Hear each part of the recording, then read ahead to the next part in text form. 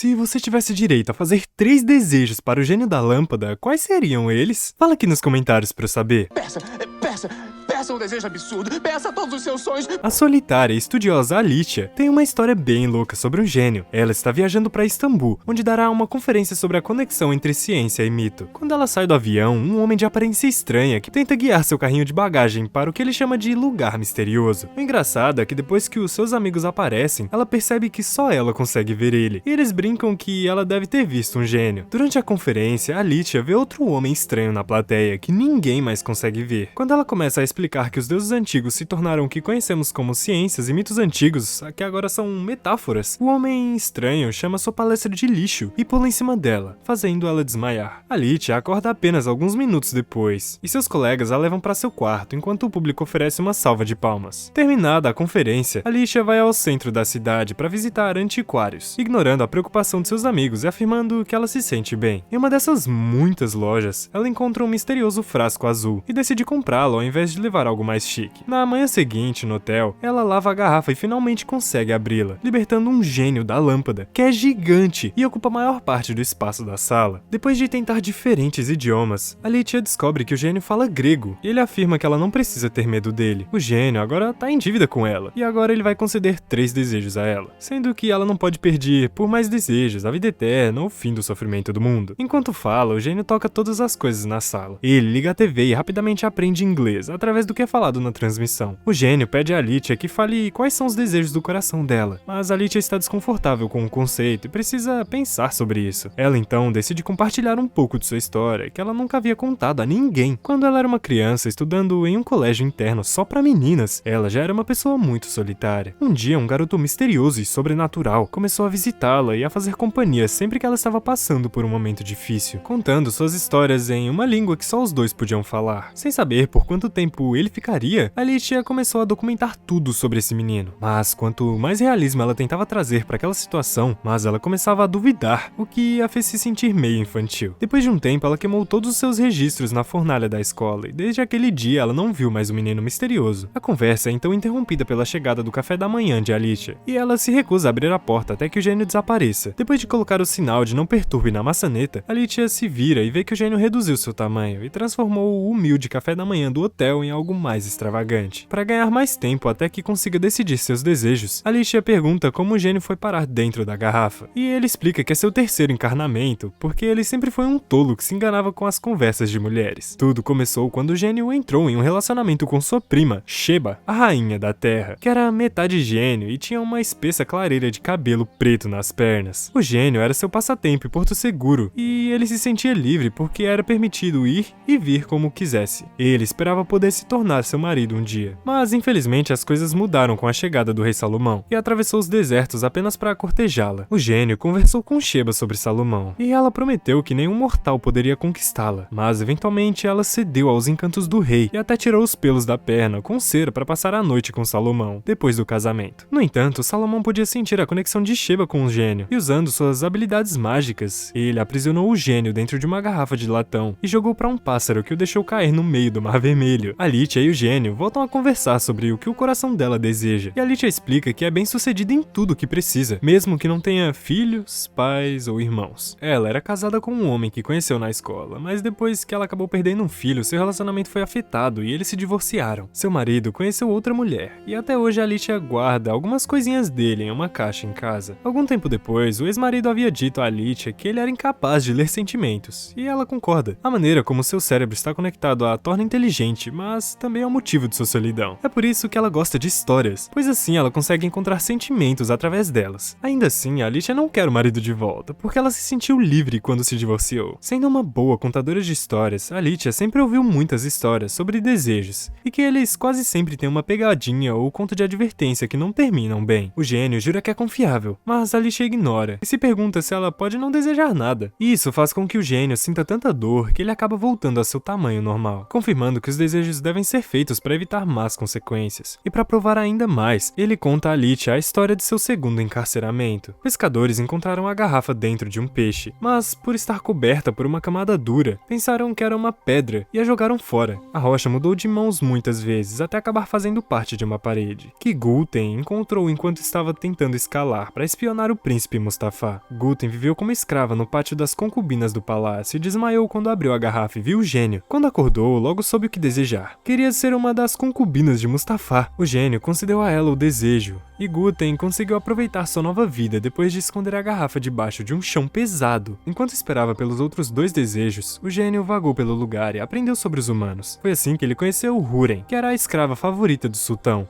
Como mestre da manipulação, Húrin procurou proteger o trono em favor de seus próprios filhos e tirá-lo de Mustafa. Então ela tinha muitas pessoas para espionar o príncipe. O gênio se preocupou que Guten pudesse ser pega em algum tipo de disputa política e tentou avisá-la, mas ela não deu ouvidos e quis engravidar do bebê de Mustafa. Enquanto isso, os guerreiros do sultão estavam muito preocupados com o fato de seu líder ter se tornado muito inadequado para sua posição e estavam pensando em eliminá-lo. Húrin soube disso e disse ao sultão que Mustafa era quem liderava os soldados para assumir o trono de seu pai, deixando o sultão como uma escolha muito difícil de fazer. Em meio a tudo isso, Guten nunca tentou se esconder e desfilava sua barriga de grávida pelo palácio. O sultão soube disso e finalmente fez sua escolha. Chamou Mustafa à sua tenda e o matou sem sequer perguntar sobre sua lealdade. Assim que soube disso, o gênio foi ver Guten para avisá-la de que eles iriam atrás dela, depois de matar Mustafa, e pediu que ela fizesse o terceiro desejo. Mas Guten não acreditou nele e fugiu direto para as mãos do homem. O gênio tentou ajudá-la, mas um dos assassinos era um seguidor do diabo Iblis e tinha o poder de bloquear os poderes do gênio. Guten foi jogado ao mar, e quando o gênio pulou para resgatá-la já era tarde demais. Agora, por causa de um terceiro desejo não realizado, o gênio estava preso a esse mundo, incapaz de ir para o reino dos gênios, até que ele pudesse encontrar outro mestre. Alicia acha essa história muito irônica, porque é exatamente o tipo de história de advertência que ela tinha falado, onde você é alertado que desejar tem consequências ruins. O gênio então aponta mais uma vez que não fazer desejos equivale a condená-lo, e continua sua história para sustentar seu raciocínio. Após a morte de Guten, o gênio vagou com uma força invisível enquanto sua garrafa permanecia escondida sob o piso de ladrilho. Por 100 anos, ele tentou chamar a atenção das pessoas, mas tudo era inútil, até que um dia os príncipes Murad e Ibrahim puderam sentir sua presença e encontraram um banheiro secreto. Eles quase conseguiram empurrar o piso, mas foram interrompidos por sua mãe, Kosin, a viúva do sultão. Murad tinha cabelos compridos nas pernas, indicando que ele era descendente de Sheba, então o gênio tentou segui-lo para chamar sua atenção novamente. Infelizmente, Murad teve que assumir o trono aos 14 anos, e sua vida se tornou política. Enquanto Murad liderava exércitos no campo de batalha, Kosin trancou Ibrahim, já adulto, em um quarto com um bando de mulheres, esperando que ele produzisse um herdeiro homem e protegesse o lugar da família no trono. Ibrahim adorava a ideia de passar todos os dias com mulheres, e escolheu belas e volumosas mulheres, acreditando que quanto mais carne, maior o prazer. Quando Murad voltou ao palácio depois da guerra, sua alma estava bem ruim, traumatizada. Preocupado com a possível competição, Murad pensou em matar Ibrahim, mas Kosin o impediu bem a tempo,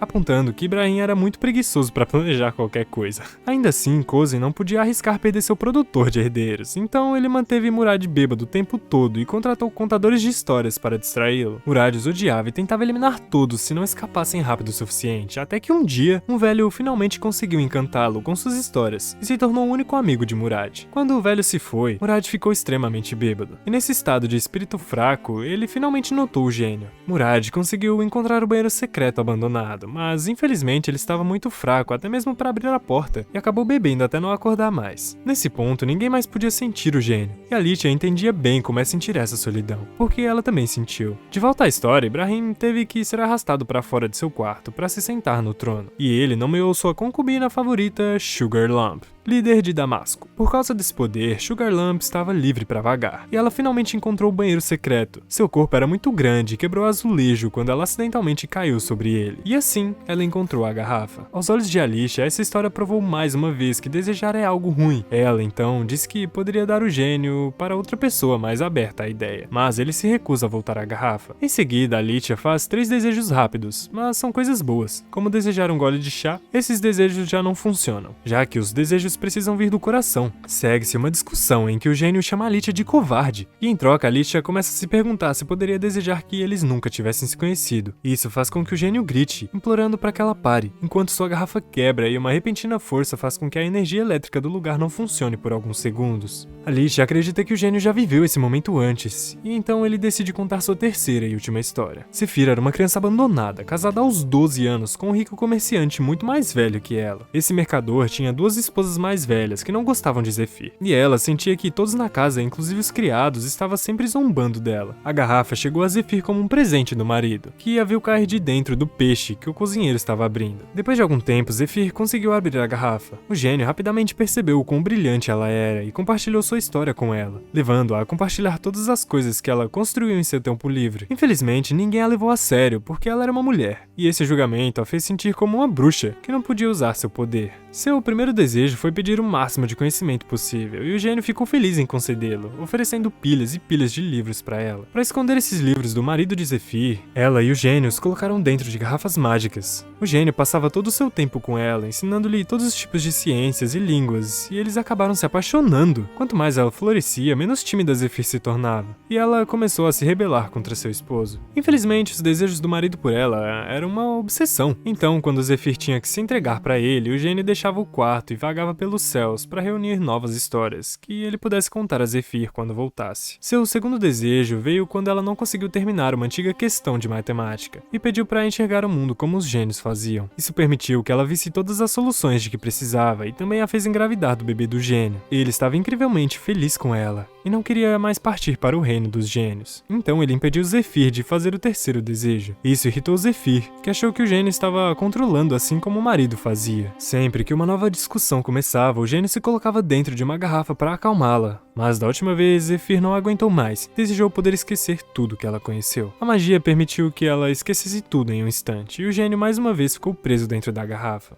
Depois de ouvir essa última história, Alicia finalmente sabe o que pedir. Ela acha que está aqui para amar o gênio, e ela deseja que ele a ame de volta. Dessa forma, suas solidões podem estar juntas. O gênio aceita e eles passam uma linda noite juntos. No dia seguinte, Alicia tem que voltar para sua casa em Londres e oferece ao gênio uma nova garrafa para que ele possa viajar com ela. No aeroporto, ela tenta guardar a garrafa no bolso, mas o scanner a detecta e a segurança faz com que ela coloque a garrafa na esteira. Alicia quase tem um colapso pensando que o scanner ou a correia transportadora quebraria o vidro, mas felizmente a garrafa sobrevive à inspeção. Ao chegar em Londres, o gênio tem que se acostumar com a cidade grande, porque todos os barulhos constantes e ondas elétricas no ar dominam seus sentidos. Os dois começam a viver uma vida calma e feliz juntos, e sempre que Alicia tem que ir trabalhar, o gênio aproveita as chances de se esgueirar para conhecer as novas invenções da humanidade, como técnicas avançadas de cirurgia e novas tecnologias. Uma tarde, Alicia chega em casa do trabalho e encontra o gênio dormindo no porão, algo que ele não deveria fazer. Seu corpo está lentamente se tornando cinzas por causa do efeito que a cidade está causando nele, e Alicia usa seu segundo desejo para fazê-lo falar novamente. Os dois têm uma conversa importante, e Alicia percebe que não deveria forçar o amor entre eles. Então ela decide finalmente libertar o gênio. A garrafa quebra e o gênio retorna ao seu reino original, enquanto Alicia adormece. Na manhã seguinte, ela guarda as poucas coisas que o gênio usou dentro de uma caixa e coloca ao lado da caixa de seu ex-marido. 3 anos depois, Alicia terminou de escrever e ilustrar um livro com todas as histórias que o gênio havia contado. De repente, ela fica surpresa ao ver o gênio aparecer na frente dela. Agora que ele está saudável novamente, ele pode visitá-la de vez em quando, ajudando-a a vencer a solidão de uma forma mais natural. Pô, esse filme é meio paia, né?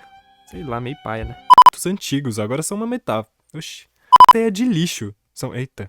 Consiga decidir seu desejo. Ô, mano. Cheba. Ô, peba. Dando ao seu tamanho normal. Ô, merda. Debaixo de um colchão pesado em um banheiro sequestro. Ai, mano. Ai, que raiva. Enquanto esperava pelos outros dois desejos... Mano, o que tá acontecendo, mano? Enquanto esperava... O que tá acontecendo, mano? Meu Deus. Vou repetir.